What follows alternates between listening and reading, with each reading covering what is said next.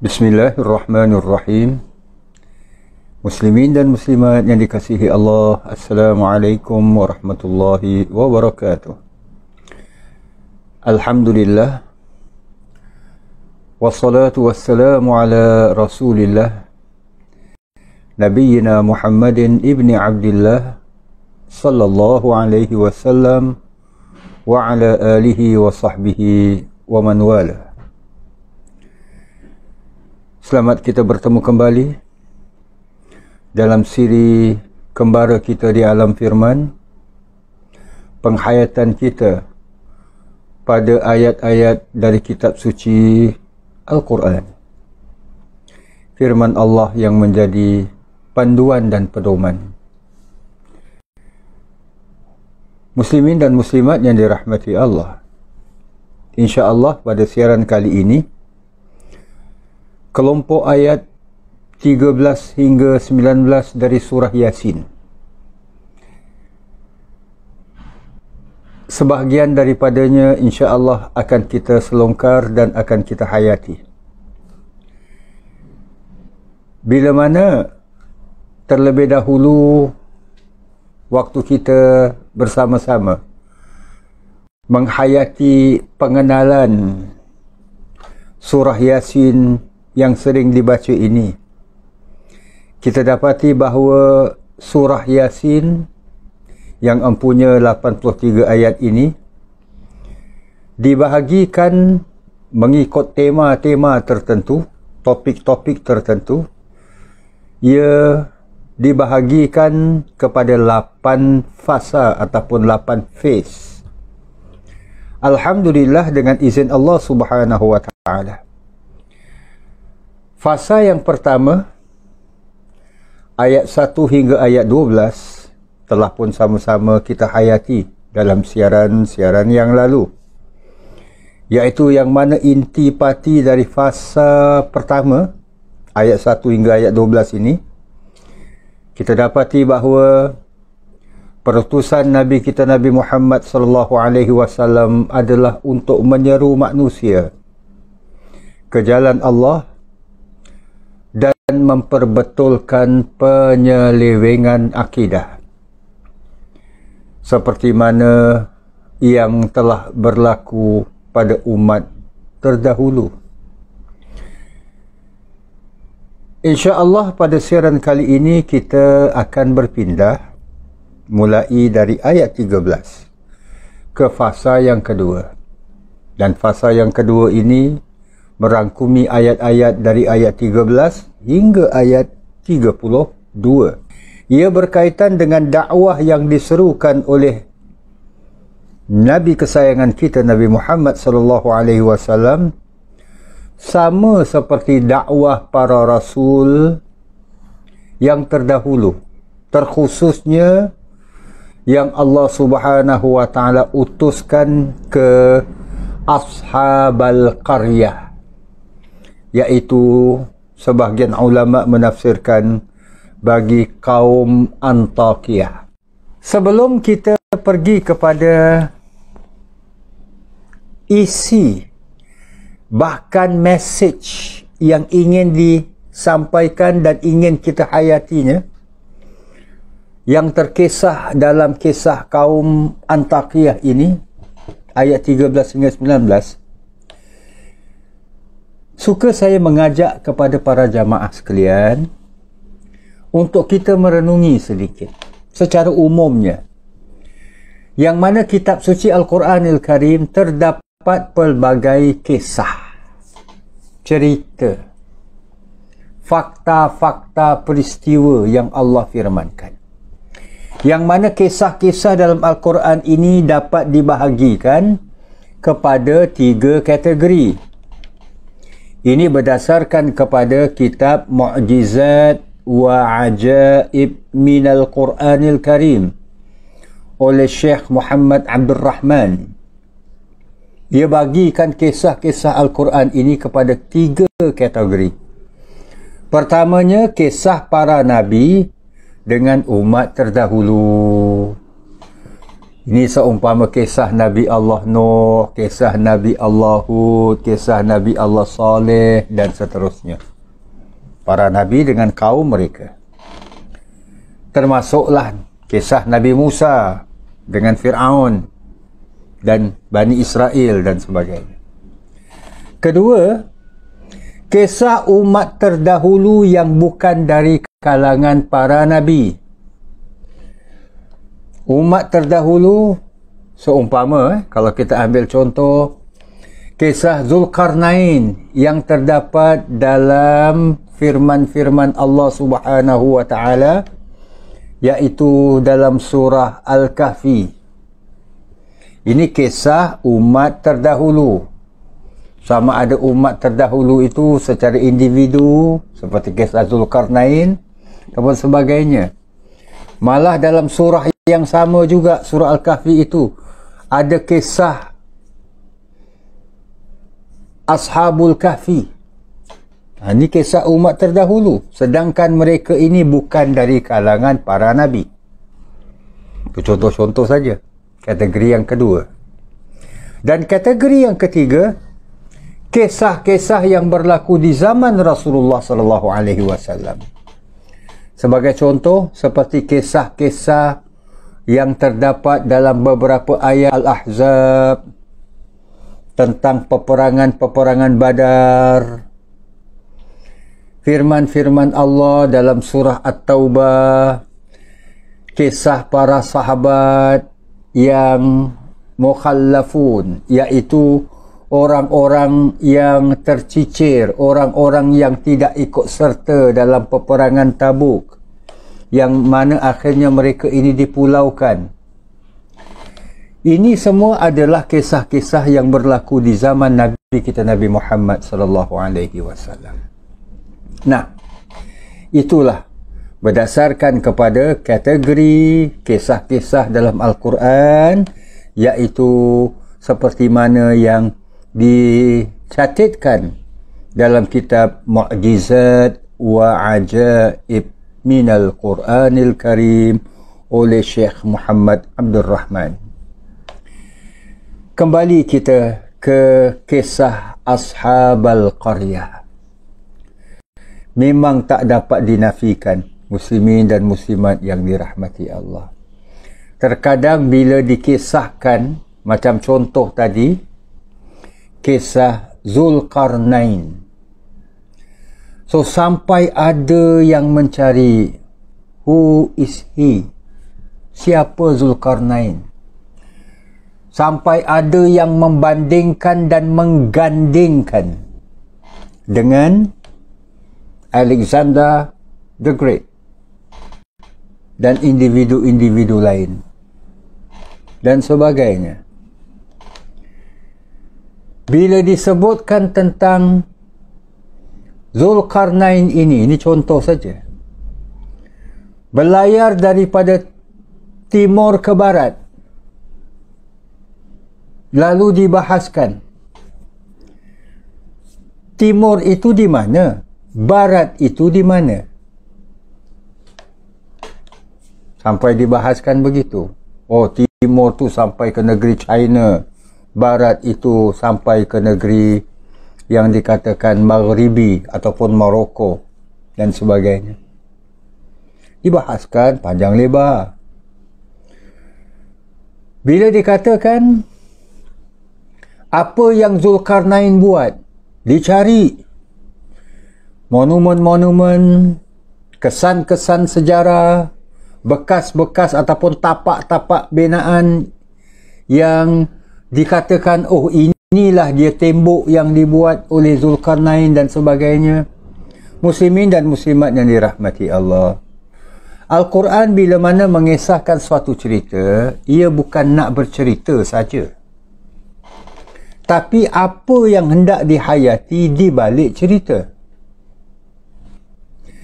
Jadi kalau kita berbalik ke ayat 13 hingga 19 ataupun fasa kedua ini keseluruhannya, dari ayat 13 hingga 32 yang terkait Ashabal Qaryah, negeri mana tu? Negeri Turki ke? Turki belah mana? Anatolia ke? Istanbul ke? Isketambola ke? Dan sebagainya.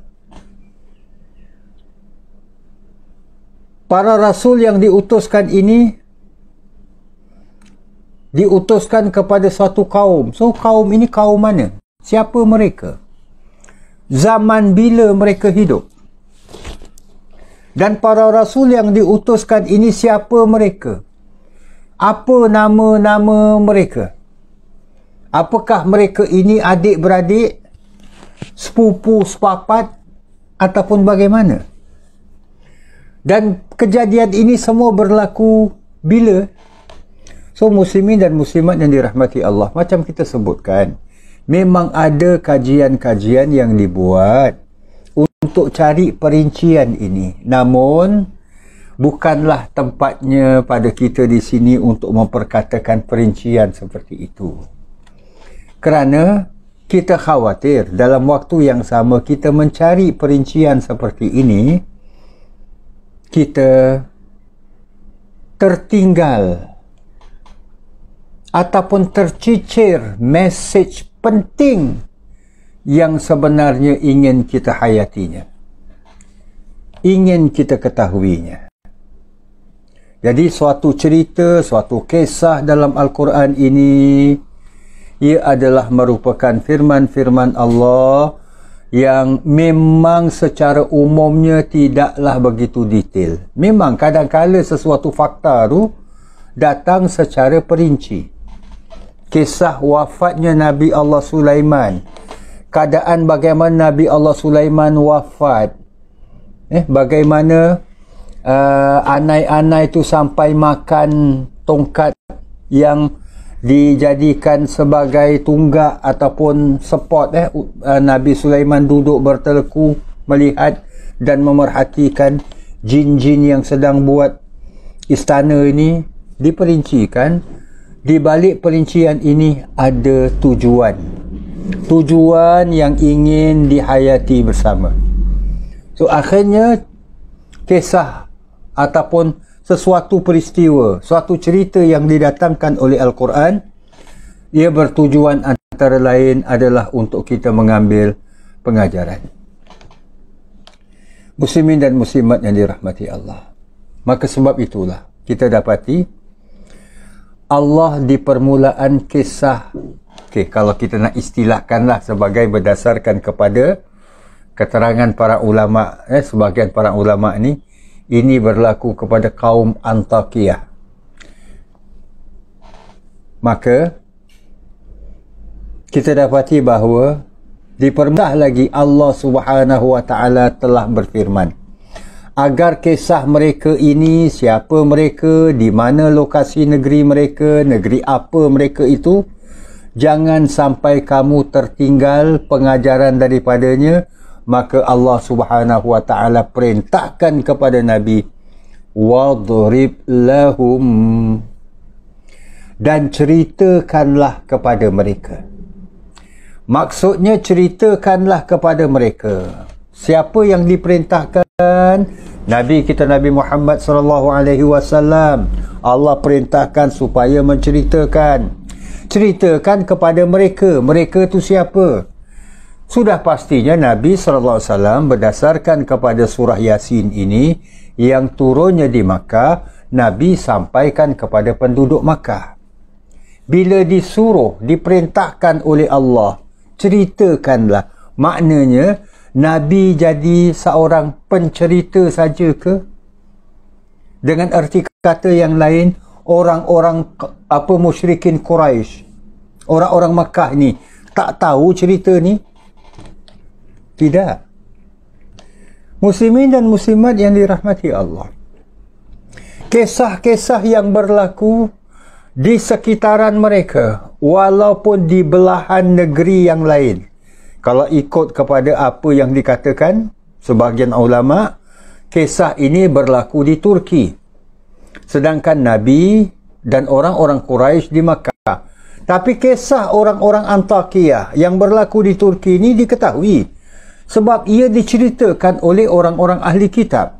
Dan orang-orang ahli kitab juga ada berhubung, kata orang itu, berkait rapat dengan orang-orang musyrikin Quraisy dalam kehidupan, dalam urusan-urusan harian dan sebagainya. Bahkan orang-orang musyrikin Quraisy, pemimpin-pemimpin Makkah, peniaga-peniaga Makkah, dalam sebahagian pelayaran mereka, mereka berlayar ke utara, ke daerah Syam. Syam, Syria dah berhampir sangat. Hampir sangat dengan Turki. Maknanya kisah orang-orang Antakya ini mereka ketahui dan mereka menyampaikan antara sesama mereka. Pernah berlaku kat sini, kat sini, kat sini dan sebagainya. Maka bila Allah perintahkan wadrib lahum, ceritakanlah kepada mereka, bukanlah perintah Allah itu suruh Nabi ceritakan begitu saja. Sesuatu yang mereka dulunya tak tahu supaya mereka tahu. Tidak. Mereka dah tahu. Cerita yang nak diceritakan tu mereka dah maklum pun. Biarlah ianya menjadi pengajaran. Di samping itu, ayat 13 ini, di mana Allah Subhanahu wa taala berfirman, "Wadrib lahum masala ashabal qaryati إِذْ جَاءَهَا الْمُرْسَلُونَ." Ingin kita hayati dan kita mencermati kekata إِذْ جَاءَهَا الْمُرْسَلُونَ, ketika mereka didatangi para rasul. Kekata iz itu, ketika, dikala, pada waktu, dan yang seumpama dengannya tu.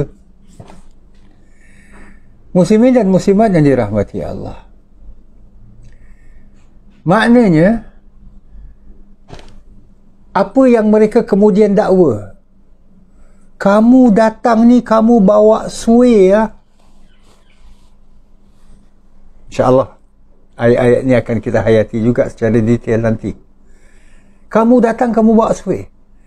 Kedatangan mereka ini bila dicermati, kedatangan para rasul itu, bila kita menghayatinya dengan cermat, dengan mendalam, kita dapati bahawa kedatangan mereka ini tidak lain adalah utusan Allah. Utusan Allah agar kaum ini jangan terus menyimpang,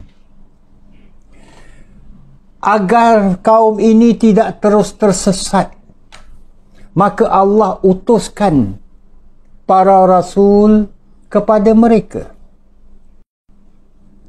Dan ini sudah barang tentu sedikit sebanyak mengandungi sindir-sindir sayang Al-Quran dan perutusan Nabi SAW kepada orang-orang Quraisy.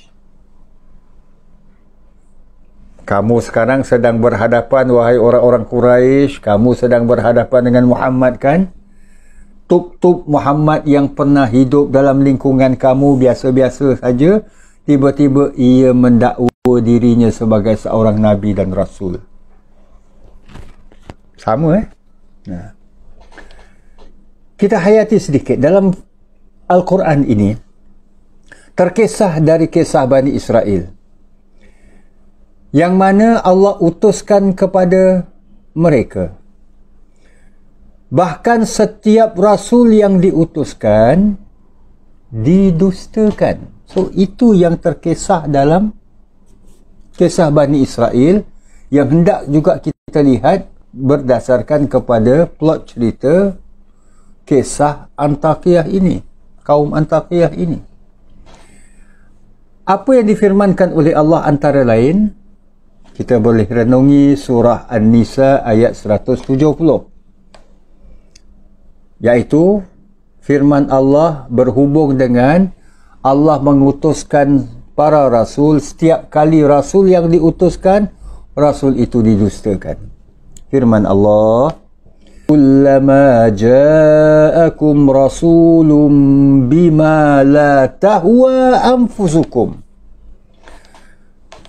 apakah patut setiap kali datang Rasul bima la tahwa anfusukum mustakbartum, sesuatu yang kamu tidak suka, bima la tahwa anfusukum, kalau nak diterjemahkan direct translationnya, bima la tahwa anfusukum, maknanya apa yang tak kena dengan hawa nafsu kamu, apa yang kamu tak sukalah.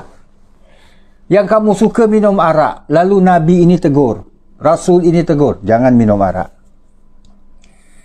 Kamu mendekati zina, melakukan zina, lalu para Rasul ini menegur, jangan dekati zina dan sebagainya. Kamu tak suka, maka Allah katakan istakbartum, kamu sombong, takbur, iaitu menolaknya. Fafariqan kazzabtum wa fariqan taqtulun, maka segolongan atau sebahagian daripada para rasul ini kamu kazzabtum, kamu dustakan, wa fariqan taqtulun, dan kamu bunuh. So jamaah dirahmati Allah, ini surah Al-Baqarah ayat 87. Inilah bila Allah firmankan di surah An-Nisa ayat 170 yang disebutkan tadi ini, kamu juga beginikah wahai kaum Quraisy? Seperti mana yang Allah kisahkan daripada Bani Israel ini, ayat 87 surah Al-Baqarah ini, setiap kali datang para rasul kepada mereka, mereka dustakan. Maka segolongan daripada para rasul ini mereka dustakan, sebahagian yang lain malah mereka bunuh. Maka kamu juga beginikah wahai orang-orang Quraisy? Ya ayuhan nas, kata Allah, wahai sekalian umat manusia, qad ja'akumur rasulu bil haqqi min rabbikum, sesungguhnya telah datang kepada kamu Rasul Allah, iaitu Muhammad itu sendiri, yang kamu akui akhlaknya, yang kamu sanjungi budi pekertinya, yang kamu malah agungi sifat beliau yang cukup mengagumkan, iaitu kalau bercakap tak pernah berbohong. Maka telah datang kepada kamu Rasul, seorang Rasul yang diutuskan ini bil haqqi min rabbikum, dengan memberikan daripada Tuhan kamu. Fa'aminu khairal lakum, ini yang diperintahkan oleh Al-Quran, ini yang diajak oleh Rasul junjungan. Fa'aminu, maka berimanlah kamu, khairal lakum, maka itu lebih baik buat kamu. Nah, muslimin dan muslimat yang dirahmati Allah, ini pembukaan dan permulaan kisah Antakiyah ini, di mana Allah Subhanahu wa ta'ala menyebutkan ketika datang dua orang Rasul ini, Allah Subhanahu wa ta'ala menyatakan dua orang Rasul yang diutuskan kemudian diperkukuhkan dengan yang ketiga, itu perincian-perincian yang terkemudiannya. So di sinilah muslimin dan muslimat yang dirahmati Allah.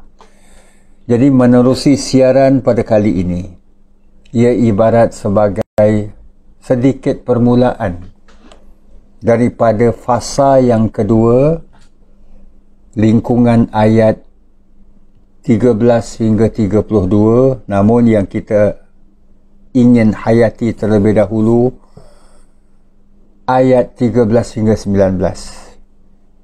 Perbualan ataupun dialog ataupun dakwah yang disampaikan oleh para nabi, para rasul yang diutuskan ini, dan dibantah oleh orang-orang kaum Antakiyah ini. Dan kita dapat berdasarkan kepada waktu yang amat terbatas sebahagian daripadanya. InsyaAllah muslimin dan muslimat yang dirahmati Allah, kita akan sambung dalam siaran yang akan datang dengan izin Allah Subhanahu wa taala kelompok ayat-ayat 13 hingga 19 ini. Terima kasih di atas kesudian bersama-sama. Aqulu qawli hadza wa astaghfirullahal azim li wa lakum wa lisairil muslimin. Wassalamualaikum warahmatullahi wabarakatuh. Bismillahirrahmanirrahim. إلى حضرة النبي محمد صلى الله عليه وسلم، ثم إلى الصحابة والتابعين وتابع التابعين ومن تبعهم بإحسان إلى يوم الدين، ثم إلى أرواح جميع المؤمنين والمؤمنات والمسلمين والمسلمات، خصوصا لمن اجتمعنا هاهنا بسببهم. الفاتحة. أعوذ بالله من الشيطان الرجيم. بسم الله الرحمن الرحيم. الحمد لله رب العالمين الرحمن الرحيم مالك يوم الدين، إياك نعبد وإياك نستعين، اهدنا الصراط المستقيم، صراط الذين أنعمت عليهم غير المغضوب عليهم ولا الضالين، آمين. أعوذ بالله من الشيطان الرجيم. بسم الله الرحمن الرحيم. ياسين والقرآن الحكيم، إنك لمن المرسلين على صراط مستقيم، تنزيل العزيز الرحيم، لتنذر قوما ما أنذر آباؤهم فهم غافلون. لقد حق القول على أكثرهم فهم لا يؤمنون. إنا جعلنا في أعناقهم أغلالا فهي إلى الأذقان فهم مقمحون. وجعلنا من بين أيديهم سدا ومن خلفهم سدا فأغشيناهم فهم لا يبصرون. وسواء عليهم أأنذرتهم أم لم تنذرهم لا يؤمنون. إنما تنذر من اتبع الذكر وخشي الرحمن بالغيب، فبشره بمغفرة وأجر كريم. إنا نحن نحيي الموتى ونكتب ما قدموا وآثارهم، وكل شيء أحصيناه في إمام مبين. واضرب لهم مثلا أصحاب القرية إذ جاءها المرسلون، إذ أرسلنا إليهم اثنين فكذبوهما فعززنا بثالث فقالوا إنا إليكم مرسلون. قالوا ما أنتم إلا بشر مثلنا وما أنزل الرحمن من شيء إن أنتم إلا تكذبون. قالوا ربنا يعلم إنا إليكم لمرسلون وما علينا إلا البلاغ المبين. قالوا إنا تطيرنا طيرنا بكم لئن لم تنتهوا لنرجمنكم وليمسنكم منا عذاب أليم. قالوا طائركم معكم أئن ذكرتم بل أنتم قوم مسرفون. وجاء من أقصى المدينة رجل يسعى قال يا قوم اتبعوا المرسلين اتبعوا من لا يسألكم أجرا وهم مهتدون. وما لي لا أعبد الذي فطرني وإليه ترجعون. أأتخذ من دونه آلهة إن يردني الرحمن بضر لا تغن عني شفاعتهم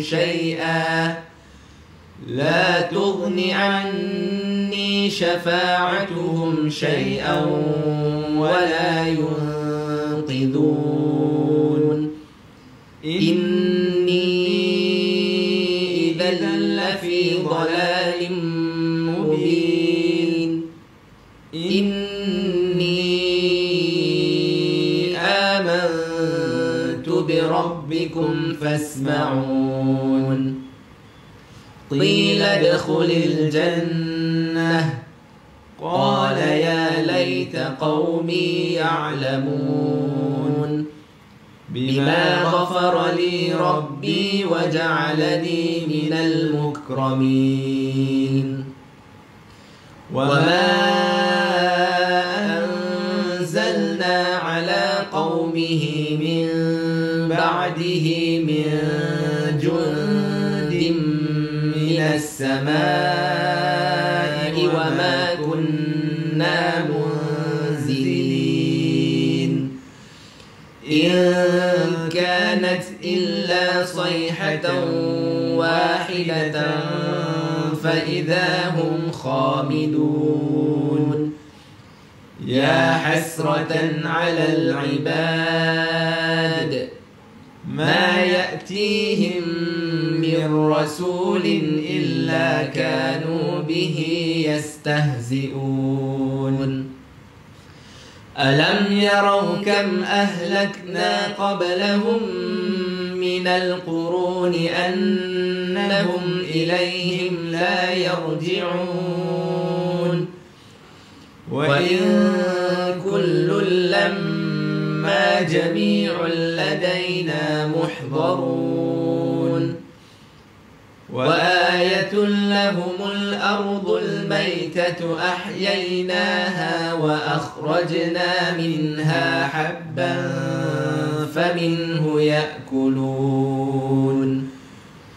وجعلنا فيها جنات من نخيل وأعناب وفجرنا فيها من العيون ليأكلوا من ثمره وما عملته أيديهم أفلا يشكرون.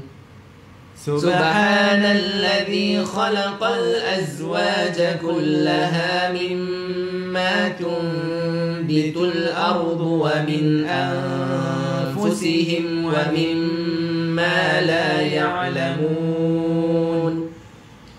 وآية لهم الليل نسلخ منه النهار فإذا هم مظلمون. والشمس تجري لمستقر لها ذلك تقدير العزيز العليم. والقمر قدرناه منازل حتى عاد كالعرجون القديم. لا الشمس ينبغي لها أن تدرك القمر ولا الليل سابق النهار وكل في فلك يسبحون وآية لهم أنا حملنا ذريتهم في الفلك المشحون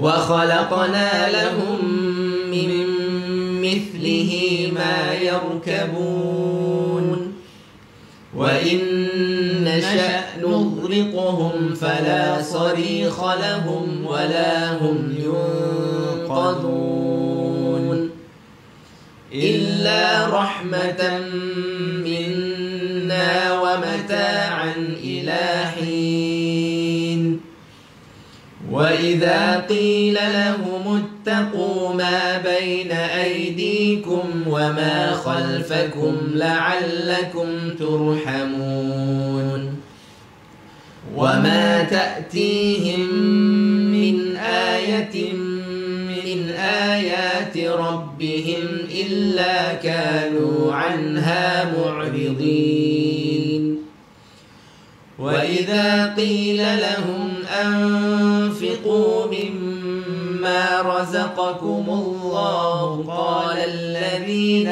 كفروا للذين آمنوا أنطعم من لو يشاء الله أطعمه إن أنتم إلا في ضلال مبين ويقولون متى هذا الوعد إن كنتم صادقين ما ينظرون إلا صيحة واحدة تأخذهم وهم يخصمون فلا يستطيعون توصية ولا إلى أهلهم يرجعون ونفخ في الصور فإذا هم من الأجداث إلى ربهم ينسلون قالوا يا ويلنا من بعثنا من مرقدنا هذا ما وعد الرحمن وصدق المرسلون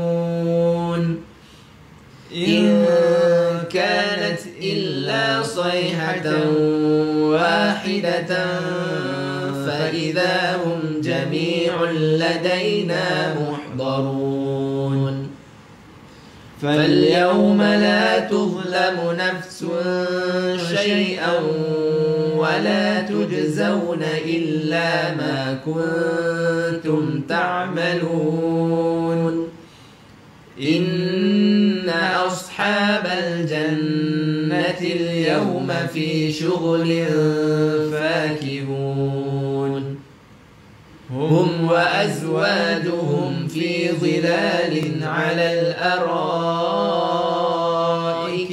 متكئون لهم فيها فاكهة ولهم ما يدعون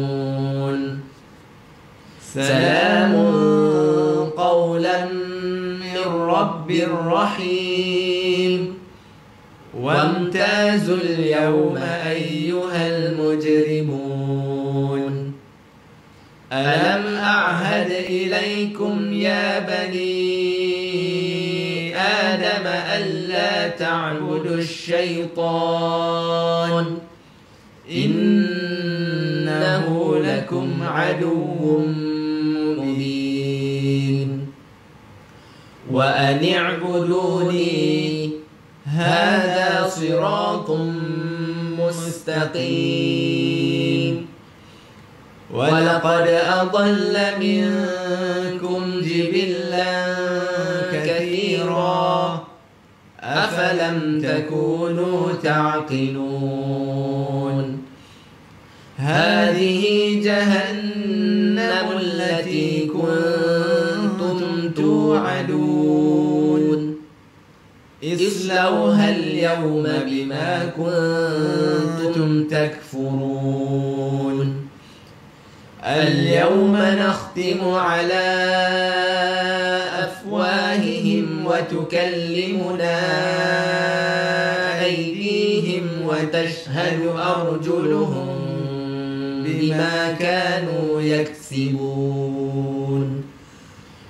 ولو نشاء لطمسنا على أعينهم فاستبقوا الصراط فأنى يبصرون ولو نشاء لمسخناهم على مكانتهم فما استطاعوا مضيا ولا يرجعون ومن نعمره ننكسه في الخلق أفلا يعقلون وما علمناه الشعر وما ينبغي له إن هو إلا ذكر وقرآن مبين لينذر من كان حيا ويحق القول على الكافرين أولم يروا أنا خلقنا لهم مما عملت أيدينا أنعاما فهم لها مالكون وذللناها لهم فمنها ركوبهم ومنها يأكلون ولهم فيها منافع ومشارب أفلا يشكرون واتخذوا من دون الله آلهة لعلهم ينصرون لا يستطيعون نصرهم وهم لهم جند محضرون فلا يحزنك قولهم إنا نعلم ما يسرون وما يعلنون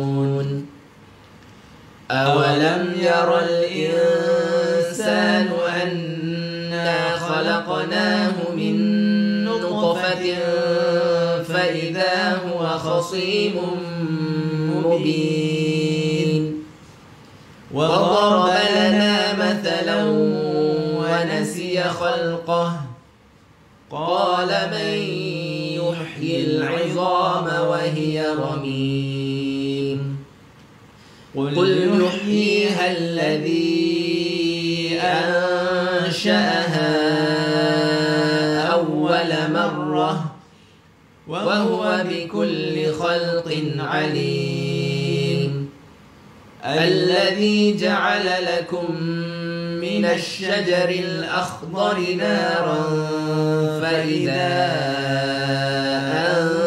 أنتم منه توقدون أوليس الذي خلق السماوات والأرض بقادر على أن يخلق مثلهم بلى وهو الخلاق العليم إنما أمره إذا أراد شيئا أن يقول له كن فيكون فسبحان الذي بيده ملكوت كل شيء وإليه ترجعون صدق الله العظيم.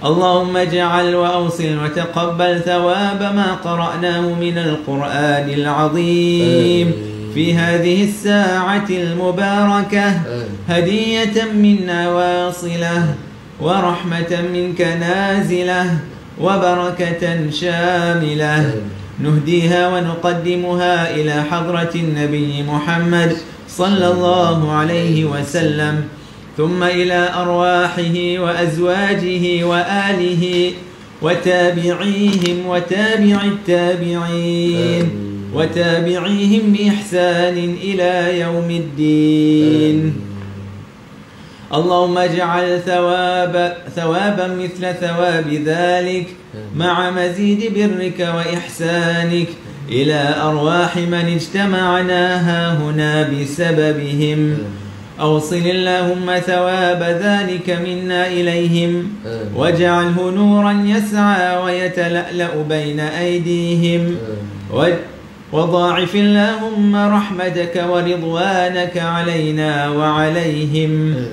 اللهم اجعله فكاكا لهم من النار ونجاة لهم من النار وسترا لهم من النار وفداء لهم من النار. اللهم اغفر لهم وارحمهم وعافهم واعف عنهم. اللهم اغفر لهم وارحمهم وعافهم واعف عنهم. اللهم اغفر لهم وارحمهم وعافهم واعف عنهم. ثم ثوابا مثل ثواب ذلك إلى أرواح والدينا ومشايخنا ووالديهم ومشايخهم وجميع المسلمين والمسلمات من مشارق الأرض إلى مغاربها. اللهم اجعلها في صحائفنا وصحائف والدينا والسادات الحاضرين ووالديهم. عم الجميع بالرحمة والرضوان وأدخلنا وإياهم في فسيح الجنان. يا حنان يا منان يا بديع السماوات والأرض يا ذا الجلال والإكرام.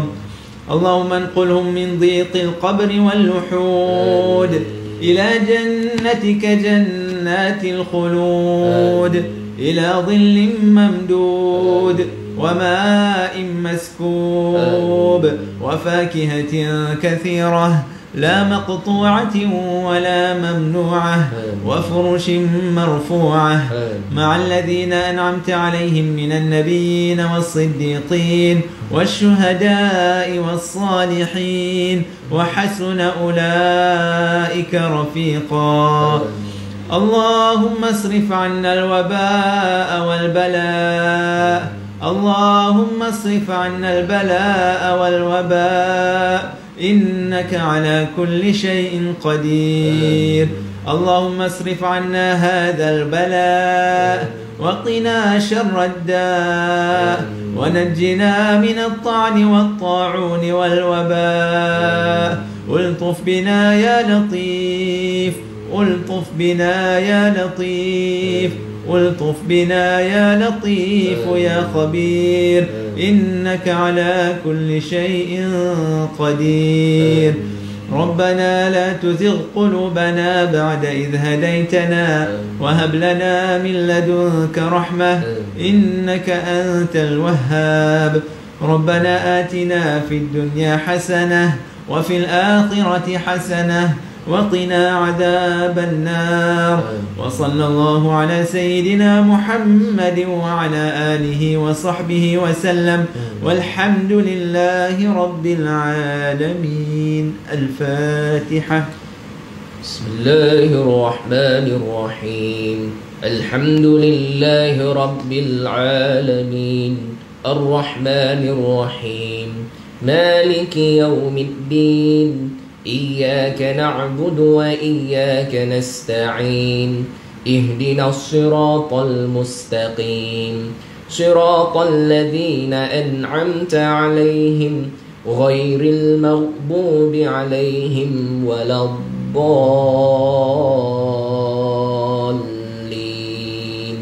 آمين. بسم الله الرحمن الرحيم ربنا تقبل دعاءنا وقيامنا وركوعنا وسجودنا وتمم تقصيرنا يا الله يا كريم دعواهم سبحانك اللهم وتحيتهم فيها سلام وآخر دعواهم ودعوانا عن الحمد لله رب العالمين تقبل الله منكم منا ومنكم تقبل يا كريم